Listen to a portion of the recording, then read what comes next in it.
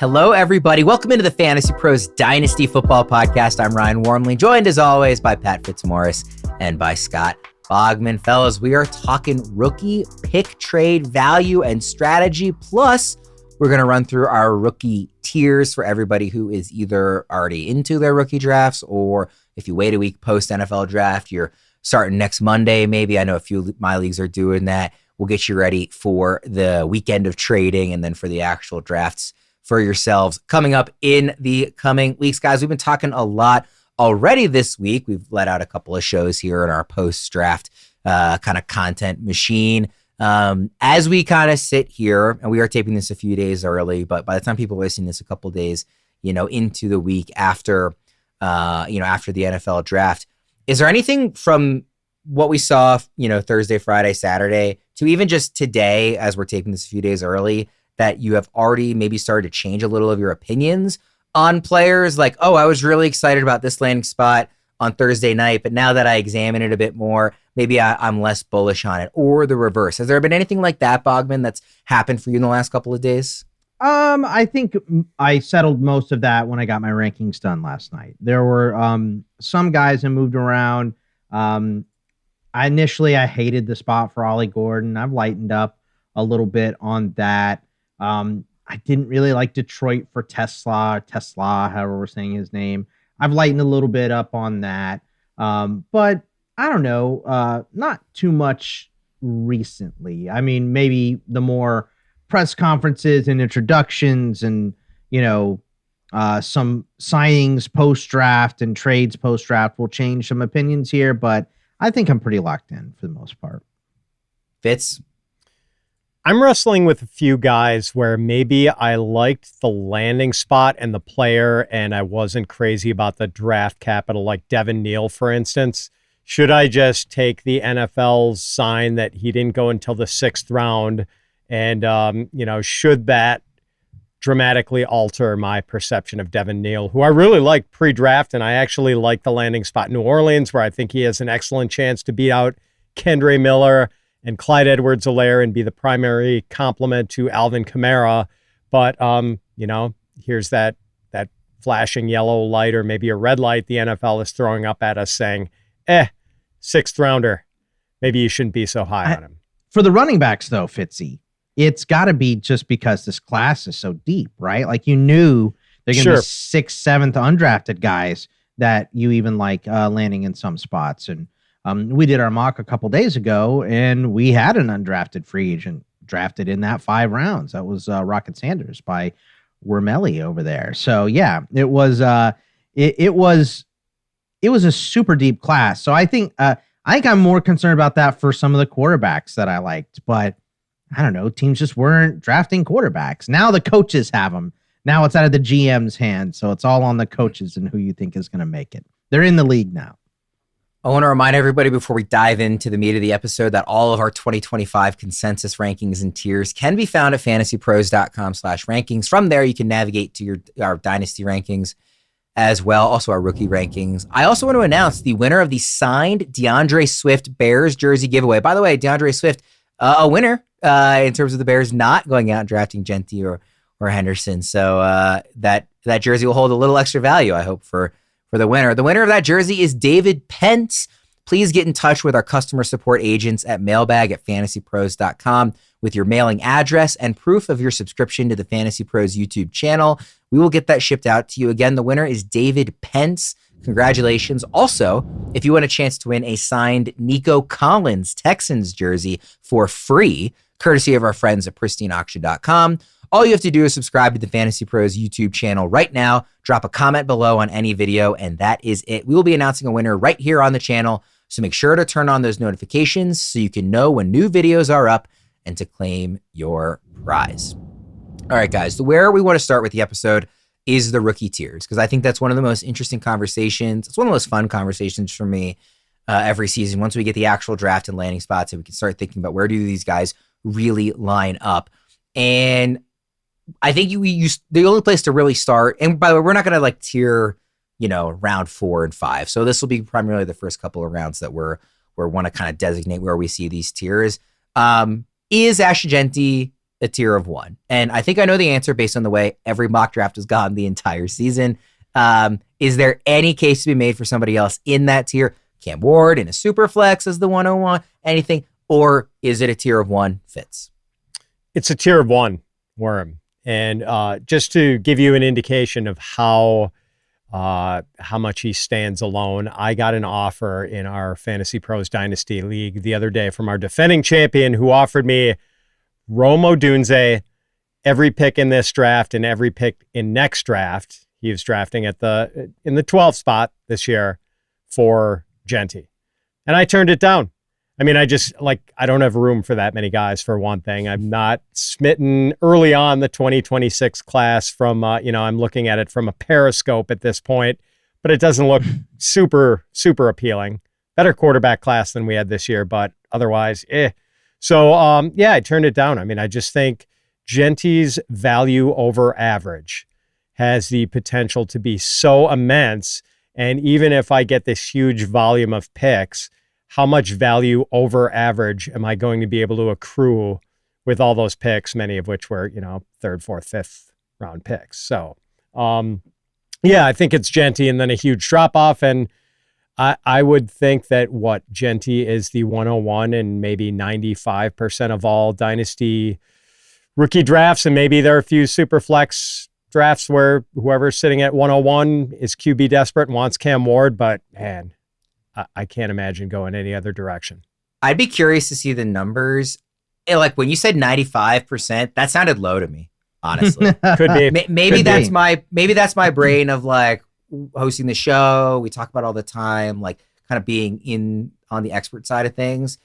Maybe that kind of colors my perception of how most leagues will go. Cause there probably are leagues where they're like, it's super flex and I need a quarterback. He was the number 1 pick in the draft. Jeanty was only the 6th pick. Like I'm sure there are kind of more casual leagues with that perspective, but like, I feel like my jaw will be on the floor if any of my leagues he's not the 101. Yeah, I'm a little surprised Fitzy turned down the Ricky Williams deal of like all the picks this year and all the picks next year. But I'm also not surprised. Like Ashton Jeanty is so good. He is a tier of 1. And the only other time that he's not number 1 is when it's a desperate play. Like they have 3 really good running backs and they have to have the quarterback to even compete because it's super flex or something. Like desperation adds to a tier to some people, but I don't know that I'm going to see Jeanty not go number 1. I have a league with duplicates I told you about where it's 32 teams, but every player can be drafted twice as long as it's not by the same team. And I expect Jeanty to be pick 1 and pick 2. It's just, that's the way it is. And Jeanty is by far and away the best player in this draft. Is it going to work like that? Maybe, maybe not. I mean, we've seen plenty of can't miss. So that has happened in the past, but I would bet 2 drafts worth of picks on Ashton Jeanty. It's funny. I offered Debro a very similar trade in one of our dynasty leagues where I have the 12th pick this year, and I didn't offer 2 drafts worth, but he was like, hey, 101's on the clock. I really need a running back in that league. So I was like, hey, I'll give you my whole draft for the 101 if you want it. Because Debro is the type who likes having those round 2 and 3 picks and taking a lot of swings.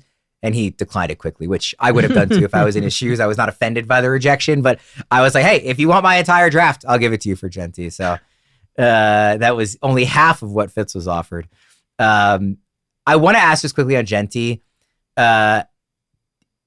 Is there a chance that he winds up being RB1 in Dynasty at any point? Or do you think, I don't want to say, and is there a chance? Because there clearly is. What percentage chance do you think there is that at some point we consider him RB1 in Dynasty, Fitz? 30%. I was going to say 33%, like 1/3. Okay. He's 1/3 of the best RB. Like I still have Saquon ahead of him because Saquon could have just won you a league, right? Like I think for 2 seasons, Saquon is still the best running back in the league, but Bijan and Gibbs are amazing too. And he's in that group with those guys. So, I think he has a good chance of any to be the number 1 player on the board. So, he definitely goes in that group. So he gets 1/3 of the votes to me. Bogman, how big is tier 2? Tier 2 for me in a super flex is going to be 4 players deep. I have Ward, Hampton, Hunter, and McMillan. That is my tier 2. Fitzy, what do you got? Same group for you? I would maybe go a little. I'm not sure whether to split this up. I like the next 8 players after that with 5 more running backs: Hampton, Henderson, Judkins, RJ Harvey, Caleb Johnson, plus Tet and Travis Hunter and Cam Ward. It's whether you want to split that into 2 tier. Maybe you. Can I try to convince you? Sure. Okay. So here's why I split it, is because I think Hampton is way better than the next, not way better. He's a better running back. He's a more complete and guaranteed 3 downs more than the other backs to me. And the wide receivers, like typically the wide receiver careers last longer. So I have them just ahead of those guys, slightly of the Hendersons, Judkins, and that group. And, Cam Ward is the only QB in this class that is going to start day 1 and is a pretty sure thing to hold that job for at least 2 to 3 seasons, right? So that's why I have it split between that and then the next group. I mean, I love Hampton. I've never wavered on having him as my RB2 in this draft class, but how confident? Am I supremely confident he's going to have a better career than Travion Henderson or Quinshon Judkins? Not supremely confident, no. I guess, like, and maybe I should have asked you guys this at the top of the show, when you evaluate tiers, like what your main criteria is. For me, the criteria I think about is like how, in most leagues, would anybody be able to justifiably make the case to take somebody over somebody else? If the answer is yes, they should be in the same tier. I feel like in every league I'm going to be in, and in most leagues that we see, like maybe not 95% of the leagues that are going to see Jeanty 101, but I feel like in the majority of leagues, Hampton is going to go over any running back not named Jeanty, and Travis Hunter and Tet McMillan are going to go over any other wide receiver. So to me, those 3, and then throwing Cam Ward as the one quarterback in this conversation, are in their own tier, because I don't think you're going to be hearing a lot of cases made for the other guys ahead of him. It is possible. We talked about it on an earlier show this week. Friend of the show, Heath Cummings, does have Travion Henderson in that group, and Quinshon Judkins too, I believe. So there will be people out there. I'm not saying it's completely unanimous, but I feel like for the most part, it will be heavily geared towards those 3 names plus Cam Ward. And if they had told me, like, look, the Jags are drafting Travis Hunter to play wide out, he's never playing corner at all, he would be my number 2. I would even have him ahead of Cam Ward. So I'll just say that in terms of like the upside for Travis Hunter, but obviously that's not the case. He's going to play cornerback. He's going to have more shots to get hurt. I just love the potential of Travis Hunter. And then Tet McMillan, I mean, I love the scenario, and I think he fits perfectly with Bryce Young. And the defense sucks. They're going to have to go point for point for at least this year, probably next year as well. They improved their defense, but I don't think it's going to change overnight. So love Tet, but I also don't like, I'm not going to sit here and argue strongly against Fitzy not having a break in this tier. I understand there's a lot of upside with these running backs. It's a good class up at the top of running backs. So I get it. Let me ask you guys this. In tight end premium, do Loveland and Warren break into the second tier behind Jeanty? Yes. I would put him at the bottom. I think Warren, I would have to think about. You're horrified by the landing spot and Daniel Jones and Anthony Richardson throwing to Tyler Warren? Yes. What if they're both miserable? They could take Nussmeier next year and just change everything, and then it's a good quarterback for 4 targets. You know, I'm not saying he definitely wouldn't be in there. I would need to think about it. Loveland definitely would be in tier 2 in tight end premium. Like I would not hesitate to put him there. I would put them both in there. I don't particularly love the landing spot for either of them. I love the landing spot for Colson Loveland in the fact of like he's going to be with a very good OC and a potentially good corner, but it is crowded with lots and lots of talent in there. And then Warren, you have 3 other guys that get the ball first and nobody can throw. So that's a tough spot. But tight end premium, I mean, 1.5 per reception, especially if it's a full point more for those guys. Yeah, I think they have to sneak in there. Fitz, remind me, who were the names that you said you had in tier 2 beyond Ward, Hampton, Hunter, McMillan? How many more were there? Yeah, if I wanted to get real generous behind Jeanty, it would be Hampton, Ward, McMillan, Travis Hunter, Travion Henderson, Quinshon Judkins, RJ Harvey, and Caleb Johnson.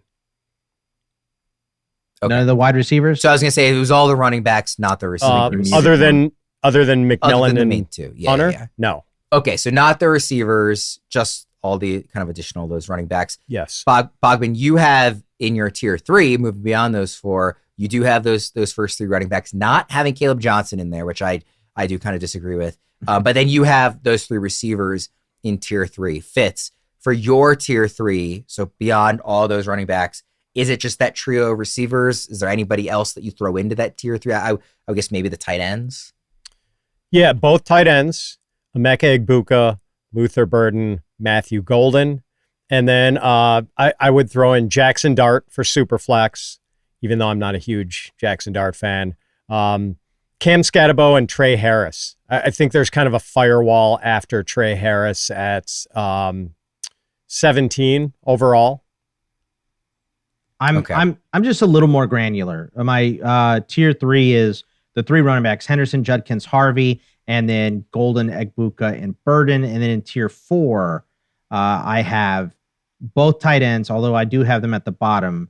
I have Harrison Higgins ahead of them, Scatabo and Caleb Johnson ahead of him, and then Jackson Dart. So that's actually reversed. But 12, it goes Dart, Johnson, Scatabo, Higgins, Harris, Loveland, Warren for me. I would be closer to Bogman in terms of my tier breakdown, except for I would have both Caleb Johnson and Loveland up in tier 3. I do think like they separate for me from the other names you just listed: Dart, Scatabo, Higgins, Harris. Like I'm taking Loveland and Caleb Johnson over those 2 every time. But it to a degree, it depends on how big you just want to make the tiers, because obviously it's a similar order for there's some differences. It's similar order, but just where you want to break it up. I do see tier 3 is a bit smaller, I think, than Fitz is laid out. Yeah. With those receivers, I do just want to ask, do you see it as a kind of personal preference between Matthew Golden, Emeka Egbuka, and Luther Burden? Or Fitz, do you feel strongly about the order those guys should be drafted? I like Egbuka significantly more than Luther Burden and Matthew Golden. I mean, they're separated by, I've got Egbuka 10th overall in Superflex, Burden 13th, Golden 14th. And I feel like Egbuka is safer. And there's a case to be made that maybe he belongs ahead of RJ Harvey. Well, not ahead of RJ Harvey, maybe ahead of Caleb Johnson. Didn't love the landing spot, since Tampa Bay seems so flush with guys who seem like they should primarily be slot receivers. But just the long-term run out for Egbuka's career, I'm pretty optimistic about it. I think he's going to be a high floor guy. Bogman, is there anybody that we didn't hit on in this tier that you feel it's worth kind of diving deeper on, or do you want to move on to the next tier? I'm pretty agnostic in terms of like the order of those 3 wideouts. I'm fine with them, and I'm also ahead of them going. I'm also fine with them going ahead of the running backs too, if that is like your big need. I like this grouping. Obviously, Fitz and I fundamentally disagree on Matthew Golden, even though he's going to be rooting harder for him than I am now, which is kind of funny. But I think Egbuka has the highest floor out of that group. I think that's fine to say.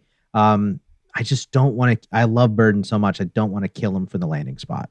Golden to me feels like the easy 3 out of those 3. Like that's fair. I'm not interested in Golden relative to those 2. Yeah, I think if everything breaks right for these guys, I think Golden is probably the best. Yeah, it could be. I mean, we talked about this on a previous show this week about how it's the ultimate test of analytics versus film, because the film guys love Golden, the analytics guys hate Golden and his college production profile. I'm not saying it's going to break that way. I just think if everything breaks right for all of these guys, Golden is a number 1 in Green Bay with Jordan Love for a while, and that's a good place to be. So. Sure. If we can replicate that game against Georgia in every Green Bay Packers games, every Packer game, Boggs, I'm going to be really. You're going to throw analytics right out the window. That's what's going to happen if it happens. Absolutely. So tier 3 for Bogman was Henderson, Judkins, Harvey, Golden, Egbuka, Burden, and then tier 4 was Dart, Caleb Johnson, Scatabo, Higgins, Trey Harris, Colston Loveland, and Tyler Warren. I think we are all in agreement And that's 18 names we've gone through so far. I don't think any of us is trying to make the case for anybody after those 18 inside the top 18. So one lesson I would take away from this, if you're looking to make trades in your leagues, get inside the top 18. Within that top 18, we have various tiers that we are interested in and might care about one more the other. But I think that top 18 is pretty set. Did I miss one? I thought we were talking about 17 here and not 18. Who would be the final guy in that group?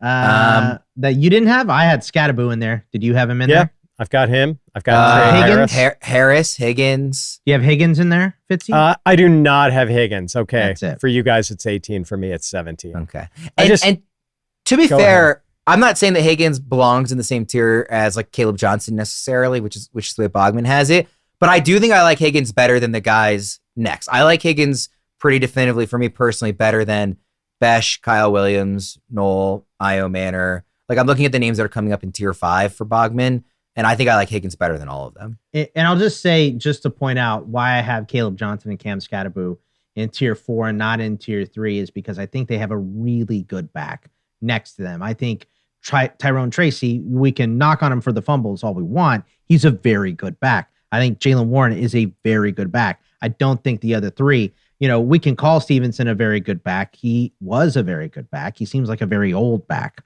right now. Judkins has another rookie next to him in Sampson. RJ Harvey has effectively no one next to him. Audric Estime, I guess, next to him. Or Jaleel McLaughlin, not my favorite guys. So that's the difference in the running backs to me. So we're 17 or 18 names in, depending on which analyst you ask. The next tier, as Bogman has it laid out, and Fitz, I want to ask how you differ from this. Bogman's next tier, this runs from player 19 to 25. Jack Besh, Kyle Williams, Jalen Knoll, Alec Io Manor, Jalen Milroe, Bashal Tutin, and Dylan Sampson. How does that differ from yours? Yeah, I mean, my next, let's see. So after Trey Harris at 17 for me, then I've got Milroe, Bashal Tutin, Jaden Higgins, Besh, Io Manor, and really probably I would cut off the tier there. And after that, things start to get sketchy. But I think things are kind of sketchy. Like Trey Harris, to me, at 17 overall, he is the firewall. And after that, it gets dicey. Like Jalen Milroe, that puts Jalen Milroe as a mid-second round pick. His value, no matter what he turns out to be, it is not going to line up with the 206 in super flex drafts. He is either going to be a massive home run, or he's probably going to be holding a clipboard. Yeah, just like you have maybe a 30%, 25% chance of like this being a smash hit pick, and a very good chance that Jalen Milroe is not going to be a starting quarterback in the league, period, after he gets one taste of being an NFL starter. It's funny you bring that up, Fitzy. I was going to say, like, in my top 18, if there was a guy that I was sneaking into that tier, it probably would be Milroe. I think being a third round pick is just so much different than being a first round pick. Obviously, at the quarterback position, you can fade into oblivion pretty quickly as a third rounder. You can't as a first rounder. Some team will think that, we can fix him. Pizza Pia was talking about it's like the ladies that are like, bad boys, I can fix him. Every OC thinks they can fix the bad player. It doesn't work like that. But everyone sees that he is just oozing with talent. So he's the guy that I would probably put in the next tier if I had to add one. But I don't know. I like these scenarios for these wide receivers. Each team needs a nice number 2 here. I think Milroe is a really smart pick in this range if you're in Superflex, because we do see that drop off for the other players at other positions. So, like, any of these guys, to be frank, has a chance of being totally useless in fantasy. But we have reasons that we like some of them, but like they all do. They all have a floor of being a 0. Well, this is like Jalen Polk was in this group last year. You know what I mean? Like, and he is nothing now. Every single year, I get really excited about my picks in like the late second round. I'm like, wow, there's depth. Like, there's gonna be names here I really like, and every single year, that player does nothing for me as a rookie. Loses a ton of their value. It is like remarkably consistent how much that happens. Maybe I'm just picking the wrong players and I'm bad at this, but it feels like every year those players in that range, I'm like, there's so many names I'm excited about. And then some fourth rounder will be great. But all those guys in like the late second, I just feel like they fall for a reason and they never pan out well. So like taking a swing on somebody like Milroe in a super flex, unless you're absolutely loaded at quarterback, take the swing. Like I'm all in on that the more I kind of dive into this.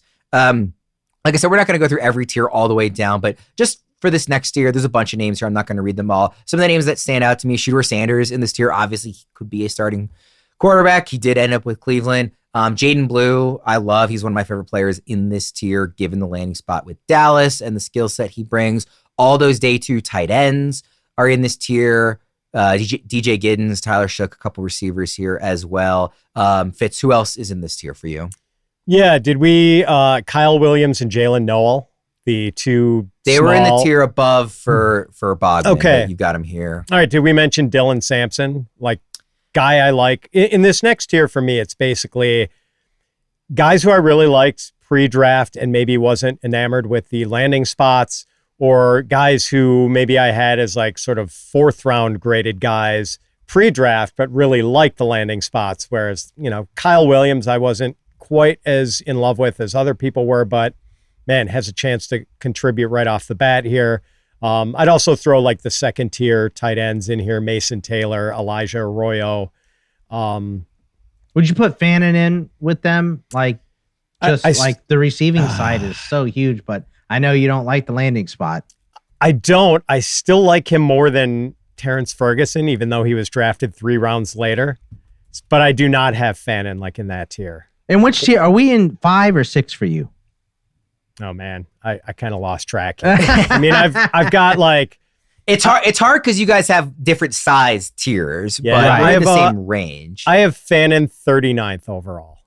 Okay, I have Fannin 37th, so we're in the same area for sure. So this group, this is like your upside group. Just take the upside, right? Like DJ Giddens is drafted in the 6th, or the 5th, excuse me. Pick 151, post 150. I still really like him. I know JT's in front of him, but just take the upside, guys. Jalen Royals I have in this group. Mason Taylor, Shedeur is not a 5th round player. Shedeur is a 2nd round player that teams didn't like, so he dropped to the 5th, right? Maybe a 3rd round player at worst. So I still believe in him over a guy like Tyler Shook. So you're playing it. This is the all upside. Savion Williams, if he turns into bigger Debo, you know what I mean? If Tesla fits in Detroit immediately, Pat Bryant, could be the number 1 option when Cortland Sutton is a free agent next year. So this is the all upside tier to me. By now, most of you have probably heard of Reality Sports Online, the powerful fantasy sports platform where owners get to build and manage their fantasy team like an NFL general manager.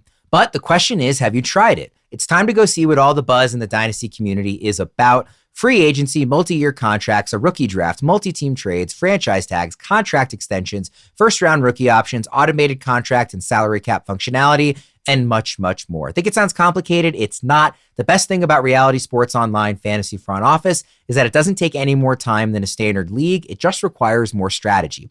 Think you're among the fantasy elite? Well, this is the platform to test your mettle. Still not sure? You can test out your general manager skills for free in a mock free agency auction. If you like what you see, use promo code FANTASYPROS to receive a 10% discount on your team or league today. That's promo code FANTASYPROS to receive a 10% discount on your team or league today. Fantasy just got real at realitysportsonline.com. We're not going to do like all the tiers into rounds 3 and 4, but I did just want to kind of ask, is this the type of class where you are looking to add later round picks as throw-ins and trades to help even out a deal? Or do you feel like maybe this crop, it's less likely to hit than other years and you should be more comfortable trading them away? Fitz? I'm not feeling great about the dart throws in the 4th round and 5th round. At least the 4th round guys, those are steel tip darts. 5th round is plastic darts. Like you're going to get some that just clang off the board. And like when we did our mock draft earlier this week in the 5th round, it's like, oh boy, if I still have these guys on my roster 2 years from now, I would be pretty happy with that. But 4th round, there's still some interesting possibilities. That's where, I have guys like Taj Brooks and Kyle Monangai, who went in the final rounds, but went to interesting places, or Jarquez Hunter, who's kind of buried with the Rams, but has 4th round draft capital. Or, like Isaac Tesla, who the Lions made a big move up to get. But then you get to the final round, and we're talking about the guys like, Ollie Gordon, who looks kind of buried where he is and might not be draftable. Damian Martinez, who 7th round draft capital, really disappointing. Jalen Lane, who I wasn't necessarily the biggest fan of, but decent landing spot with Washington. So there are some interesting dart throws there, but I just think your odds with the 5th rounders in this year's crop, not great. I think we said it was something like the 407 was the point where we all kind of agreed this was the last, reasonable lottery ticket, and then the rest, Bogman, uninspiring. I'll say this though, like there's just not a lot of consensus about the next class. So I almost would rather take my shots at 27 than 26 if we're, counting these before. Oh, yeah. But I don't really want to be trading into 26. It doesn't mean I like the end of this class, but I don't like what we see. And look, a lot of it is we have a full year. A lot is going to be separated, and it's going to look way better than it does right now, but it's a quarterback. Right now, it seems like a quarterback heavy, and then every other position is coming in as maybes. Who is going to stand out this year? So I don't know. For that reason, I probably would most of the time just keep my picks and see if some of these guys work out, specifically running backs. Like I'll take my shots at running backs in this class. I hate that Damian Martinez was in the 7th, but you're not getting Damian Martinez in the 7th next year. So I'll take some of these RB shots for sure late. And somebody like Martinez, I mean, let Seattle, there have been some rumors about them having interest in trading Kenneth Walker. If he goes, all of a sudden Martinez earns a spot as a backup to Charbonnet. Like that's a pretty interesting place to be. So like, I think if you like the talent in some of these guys, it's still worth making these picks, but I wouldn't be aggressively trying to add like, oh, come on, man, just throw in your late 4th for me because the class is so deep. That's not how we feel about it this year. I think that late 3rd, early 4th, though, I do like. I like a Jordan James a lot with his landing spot. We talked about Brooks and Monangai. Ty Felton, we like the player, even if it's not an ideal landing spot. There are players I will be interested in that late 3rd, early 4th round, for sure. When evaluating the board, I kind of asked, you guys kind of answered this already, but in terms of trading into the 2026 class, I totally agree about trading in 2027. If you are a rebuilding team who is looking to stockpile picks and you have like 3 good players and you just want to kind of fire sale and resell, it's going to be easier to acquire 2027 picks because people are like, that's forever from now. Like it's always easier to get the picks a year in advance. But those who are paying attention will tell you that 2027 class has some studs in it. Jeremiah Smith, Ryan Williams. Like if I can acquire a 2027 first and I'm not competing right now, I'm almost willing to overpay value to get those picks because I think that's going to look really smart a year from now, Fitz. People know Worm. I think it would be easier to trade for a 2026 first rounder than a 2027 because the smart dynasty managers, the kind of people who are watching this show, like our followers, they know about Jeremiah Smith and Ryan Williams. Like that's no secret. Yes, like it's great to have extra first rounders in 2027, to have an extra lottery ticket for one of those 2 guys, but people know. I don't know. I mean, maybe they do. I feel like the people in the industry who think about this know. I think a lot of the leagues I'm in, a lot of people play it year to year. And maybe our audience is playing in more kind of in-depth leagues where everybody is really knowledgeable. Bogman, I don't know what your experience is. I feel like my experience is you can take advantage of that. So if you're watching this show, maybe you can get a leg up on a more casual league. But maybe that's wrong. Maybe I'm being optimistic for our listeners. I'll just say this, like it looks great right now, but it's 2 years away. Ryan Williams tears his knee.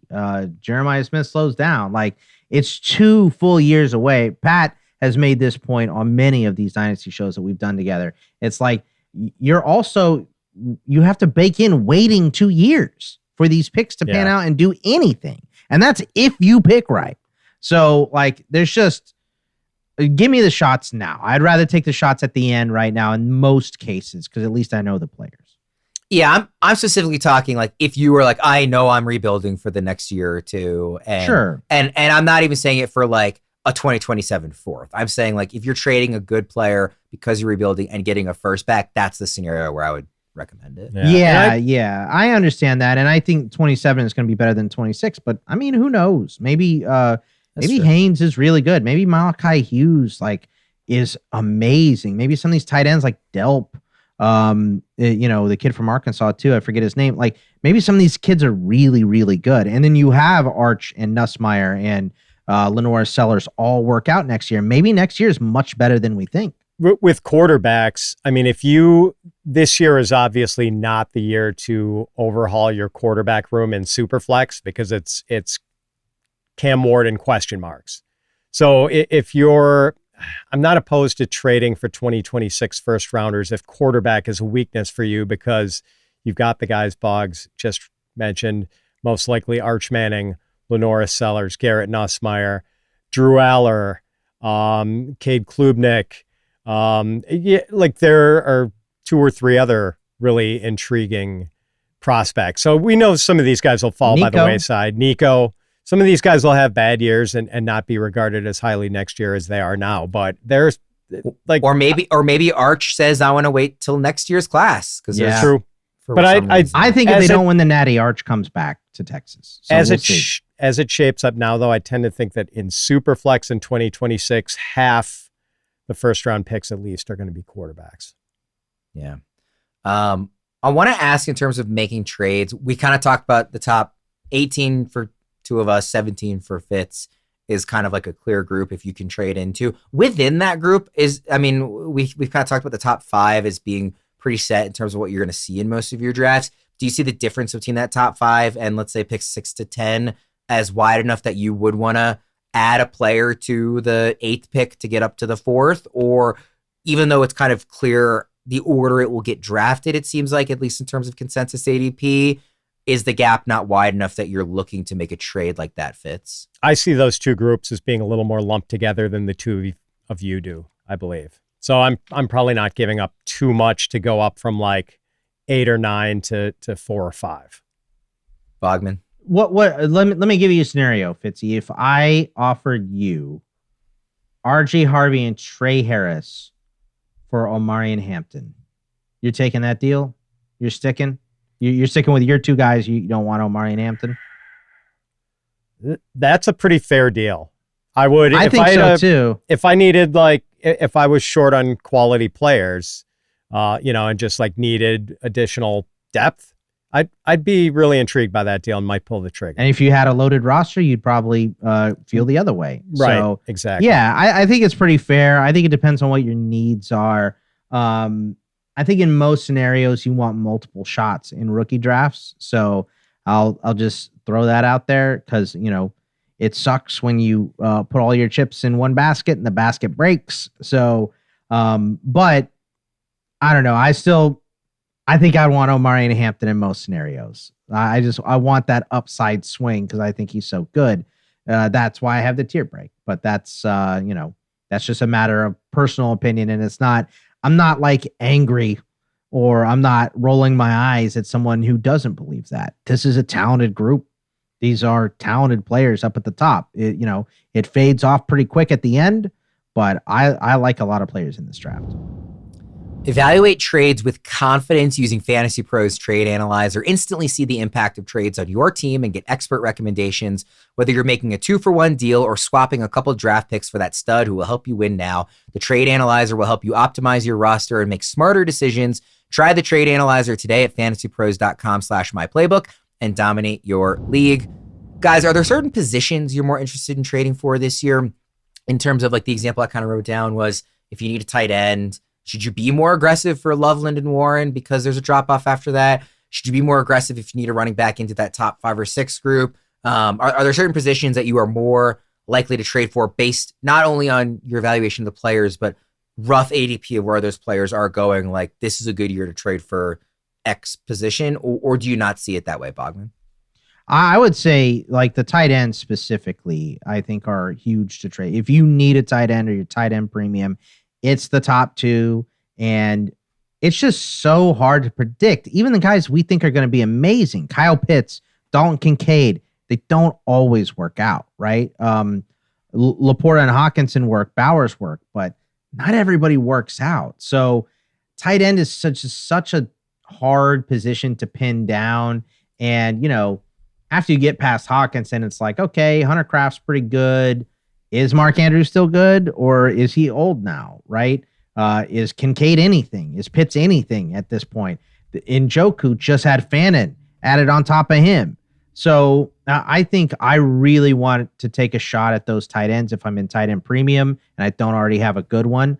Luckily for me, and I think for Fitzy as well, we were so crazy, insane high on Brock Bowers last year. I don't really have to worry about tight end in too many leagues. I've got my tight end covered here, but they're not all Brock Bowers. And that's kind of why I have these guys lower in my overall too, is because it's just, I think all of us have done it. We've swung and missed at tight end so many times. Like, it was great that Bowers hit, but we have just as many misses as hits at this position. And I don't want to oversell this position. It's a hard position to translate to from college to the pros. It's one of the harder ones. You have so many moving pieces. You have so many different roles. So yeah, I think specifically, I like those two guys, but I don't really like Mason Taylor. I'm not a big Ferguson guy. Fannin is good. Don't love the spot, right? So, Arroyo is developing. He's not a blocker at all. So there's just, the tight ends are tough. So I think those two guys, and I think the fact that there's only one quarterback here,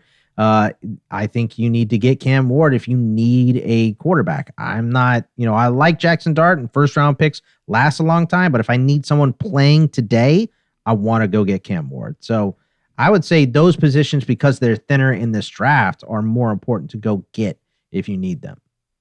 What do you think, Fitz? I don't think there's any dynasty rookie draft I'll be in this year where I send out a trade offer with the intention of taking a wide receiver with that pick, or a quarterback for that matter. It's just not that class for these guys. Those positions are too thin.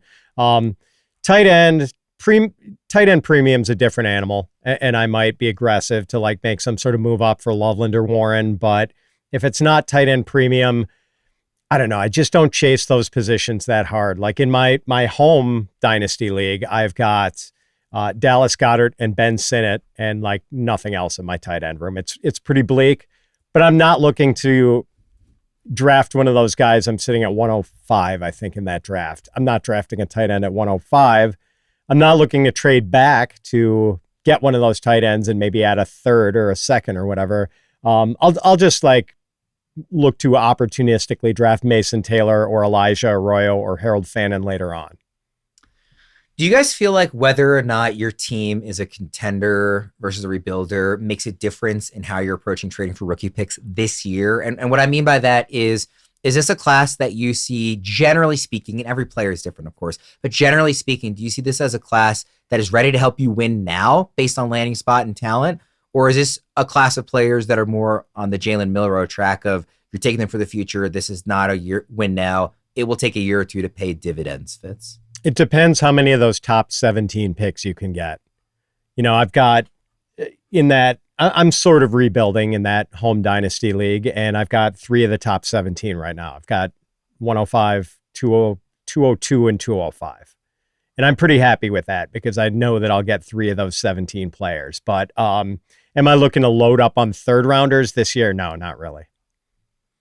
Bogman. Yes, same for me. I mean, I think that, if you really want someone to produce for you this year, you probably even need to get into the top 11, maybe even the top 5. But I think there's a lot of really good players. I just don't like how long is it going to be until Caleb Johnson is getting more carries than Warren? Maybe early. What about Scatabo, right? How long is it going to take him? How many weeks until Jackson Dart is a starter? Does Loveland push immediately on Cole Kmet? These are just, they're not instant contributors, so maybe a little bit sooner than 18 even. Yeah. Worm, if I can just add one thing about the third round. This is a weird year where I thought the third round was looking pretty good in the run up to the draft, in the pre-draft. And it's weird. I didn't really hate that many landing spots this year. Some were disappointing, of course, but there are other draft years where I've been like in a bad mood the Sunday after the draft because the landing spots were so terrible, where I'm just like, oh man, these landing spots are just awful. I didn't feel that way this year, but now like reassessing it and what the third round looks like, it's not as exciting as I thought it was going to be a month ago. We did that 5-round mock, and we're all kind of lukewarm on the back end after the middle of round 4. It's kind of tough. Yes. We're all kind of shell-shocked after having to justify our picks in the 5th round. I'll say this, like if you're quarterback desperate, there's a lot of nice shots at the end to take, right? You think so? I think so, because there's opportunity for a lot of them, right? Like, you know, if you're looking at quarterbacks, I mean, who knows if any of these guys play immediately, right? But like, we all like Milroe. We talked about him. Tyler Shook's gonna get starts this year for sure. Will Howard only has to beat out Mason Rudolph to be back up to, you know, ancient ass Aaron Rodgers. I think that's a good spot. 3rd round pick on Dylan Gabriel's nice. Quinn Ewers behind a shaky Tua and Zach Wilson. Riley Leonard fits perfectly for what Indy does. They have 2 guys that also run and can't throw the ball in front of him. So like, if you're just taking shots, your quarterback room is decimated. It's awful. You know it's not going to improve this year because this isn't the class. I think get in late and take some shots on some of those guys. See if they pan out. If they don't, they don't. You know, but I'm not trading high capital in either of the next 2 drafts to get in there. But if it takes me a running back that's just lukewarm in my league to try to get one of these guys, or a wide receiver that is not a starter for me, I think I would take a shot.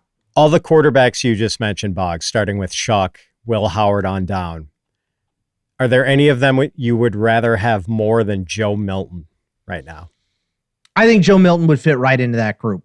Maybe I would put, you know what? I put Joe Milton at the top of it because he's been traded for, right? And he has NFL experience already.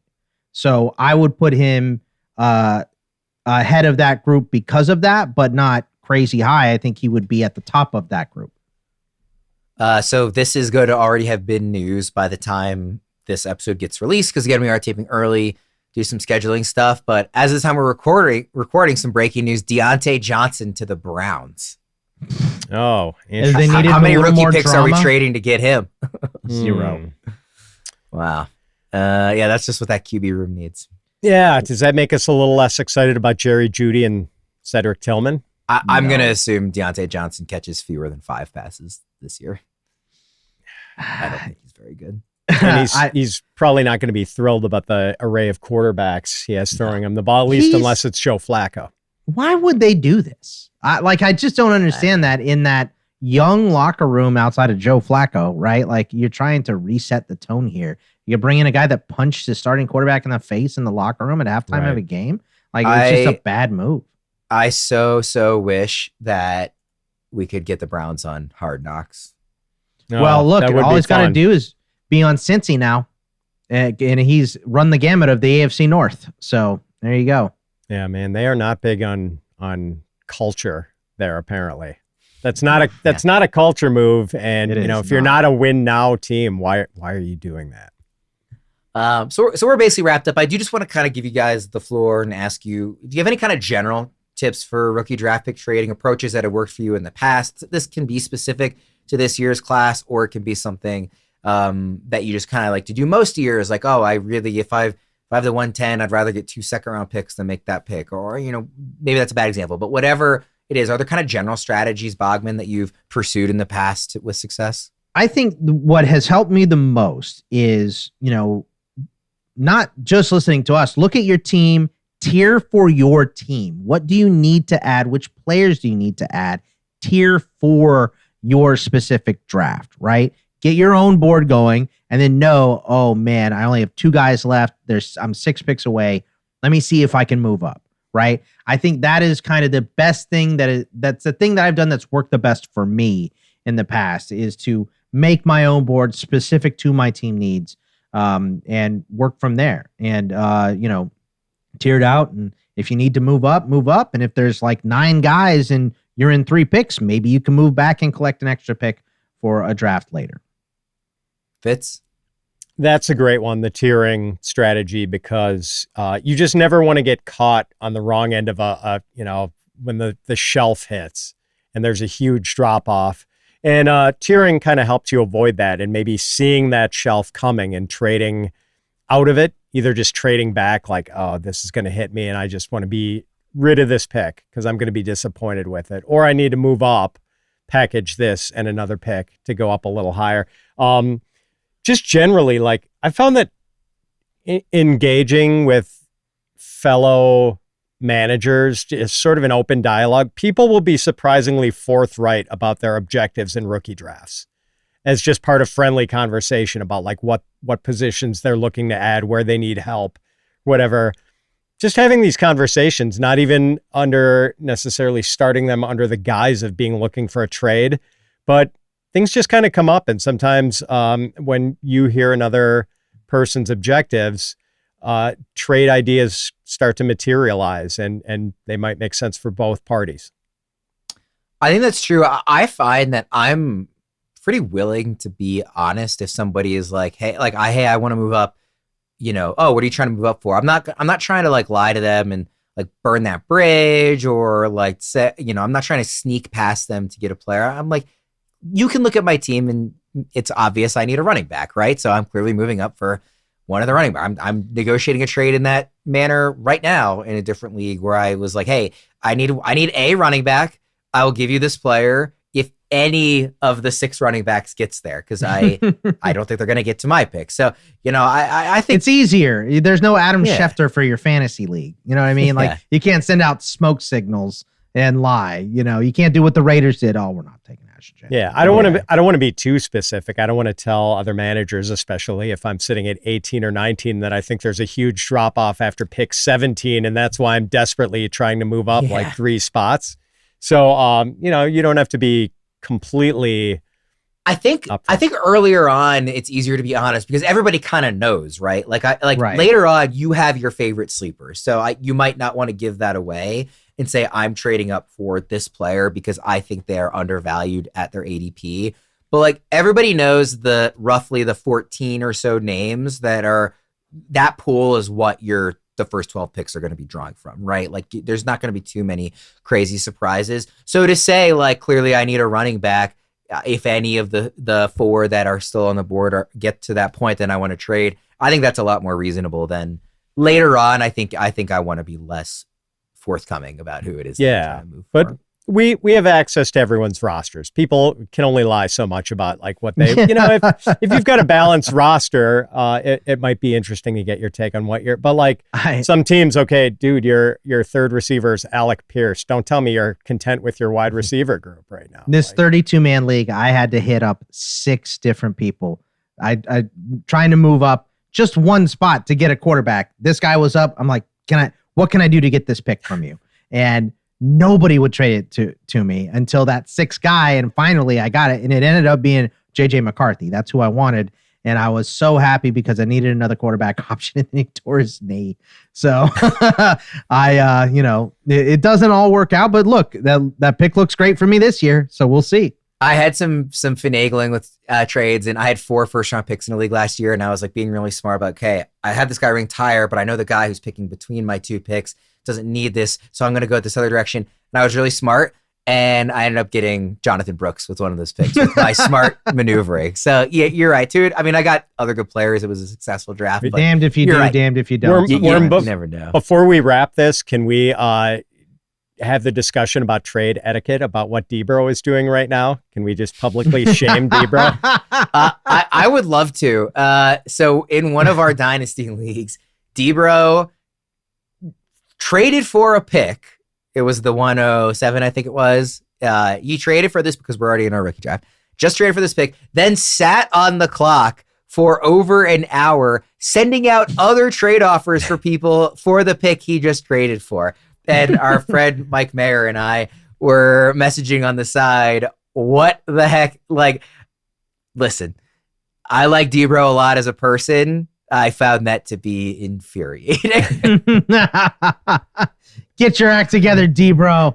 Come on. If when you're on the clock, if you want to like make trades and negotiate, like we have a slow clock for a reason. I tend to think the reason is for people scheduling, not so you can sit on there for 4 hours. But there's a degree of negotiation. It's April, right? We have time. I get it.